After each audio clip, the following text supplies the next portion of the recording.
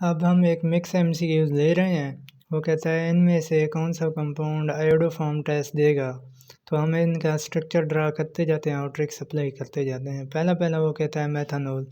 तो मेथनॉल एक अल्कोहल है, तो हम उसका फार्मूला लिखते हैं। तो इसको हम प्रेडिक्ट करेंगे बीटा कार्बन के हिसाब से। बीटा कार्बन पे अगर 3 हाइड्रोजन हैं तो रिएक्शन पॉजिटिव होगा, अगर नहीं तो नेगेटिव होगा, नॉट होगा। अब यहाँ पे बीटा कार्बन ही नहीं है, पहले भी मैंने बताया है।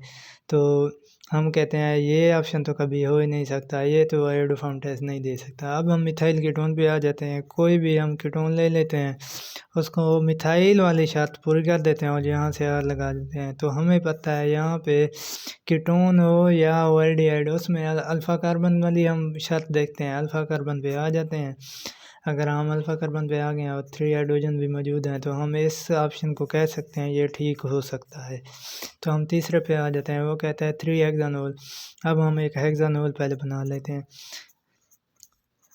6 कार्बन वाला अल्कोहल, 1 2 3 4 5 6, ये हेक्सानोल हो गया। और 3 हो, 1 2 3, तीसरे पे OH हो।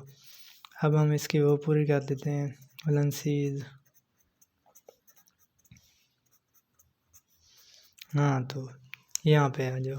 अब यहाँ पे आ गए। यहाँ पे वो कहता है इसको देखो और ये दे सकता है। अब हम ये अल्कोहल है, अल्कोहल में हम बीटा कार्बन पे बात करते हैं। बीटा कार्बन पे बात करते हैं तो 3 हाइड्रोजन वाली फार्मूला बताया। यहाँ पे ये हो गया अल्फ़ा बीटा, यहाँ पे बीटा। बीटा पे जब आते हैं तो यहाँ पे तो सिर्फ 2 हाइड्रोजन है, 2 हाइड्रोजन है, तो ये भी नहीं हो सकता, ये भी नहीं हो सकता। अब तीसरे पे आ जाओ, प्रोपियन एल्डिहाइड। वो कहता है प्रोपियन एल्डिहाइड को देखो।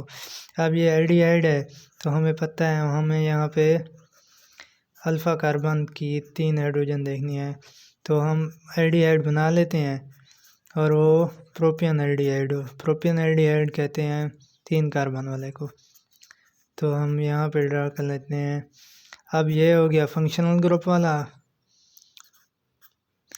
यहाँ पे ये अल्फ़ा कार्बन हो गया और यहाँ पे इसके 2 हाइड्रोजन हो गए। तो हम कह सकते हैं कि ये भी नहीं देगा। इस तरह हमारा बीटा ऑप्शन ठीक है, मिथाइल कीटोन।